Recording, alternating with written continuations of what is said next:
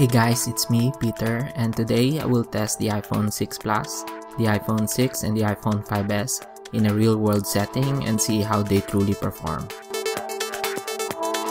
I'm only 5 feet 3 inches tall with small hands, so for me, the iPhone 5s is definitely the easiest phone to carry around since it's the smaller iPhone. The iPhone 6 is a little bit bigger than the 5s, but it's still comfortable to carry around and not that bulky in my pocket. It also slides in and out without any problem, even with the case on. The iPhone 6 Plus, on the other hand, is just too big to carry around. When I'm wearing jeans, it barely fits inside my front pocket, and I had a hard time taking it out. But when I wear shorts, I have no issues with the 6 Plus at all. So it really depends on what you're wearing. I can definitely hold the iPhone 5s with just one hand and can easily navigate the screen just by using my thumb.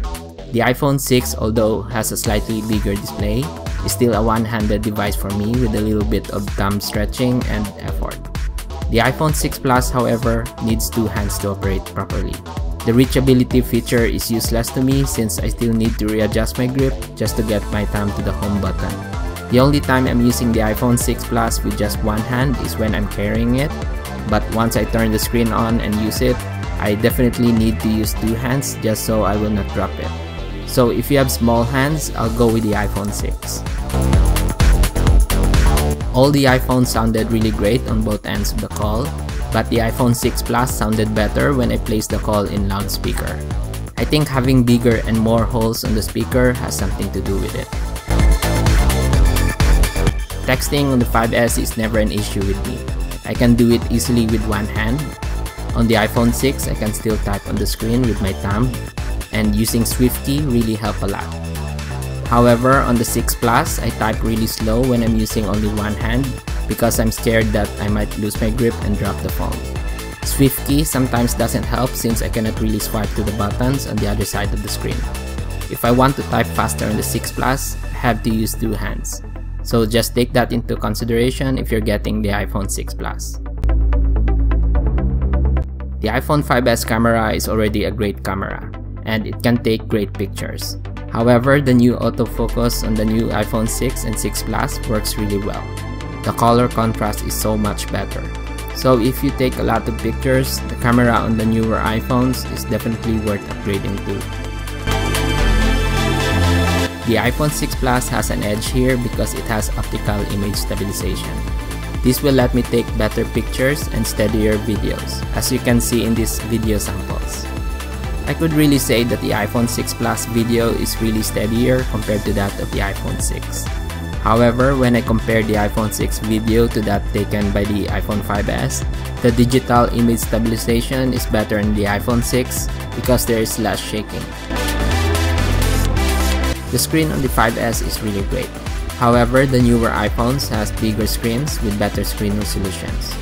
The iPhone 6 Plus has 1080p screen resolution, but I don't really see any difference on the screen when compared to the iPhone 6. However, the iPhone 6 Plus has a bigger screen than the iPhone 6, so I really enjoyed watching videos on this one. It's a really great experience.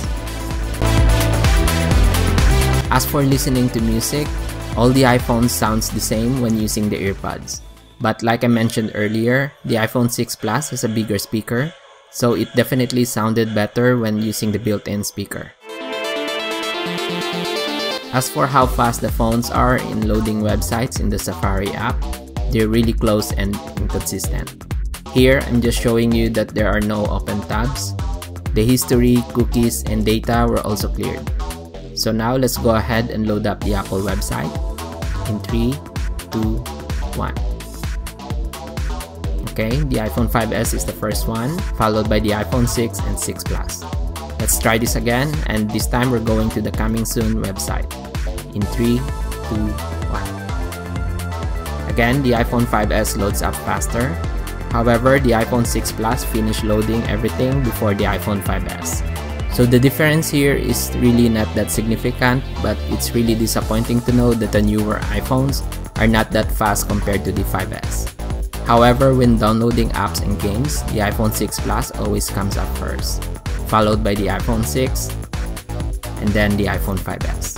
But again, the time difference between the iPhones is only a few seconds. Since I watch a lot of movies on my iPhone, I'm going to play this movie on all of them while in full brightness and the volume halfway. And then afterwards, I will check their battery status and see how much juice they lost from a full charge. The iPhone 6 Plus has a bigger and better battery compared to the iPhone 6 and 5S. With the iPhone 6 Plus, I usually get a full day of standby and 10 to 14 hours of usage.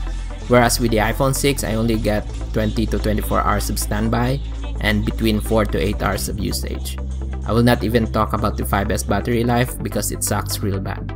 I couldn't even get a full day out of it. So as you can see here, the iPhone 5S battery dropped down to 69%. Now on the iPhone 6, the battery dropped down to 79% from 100.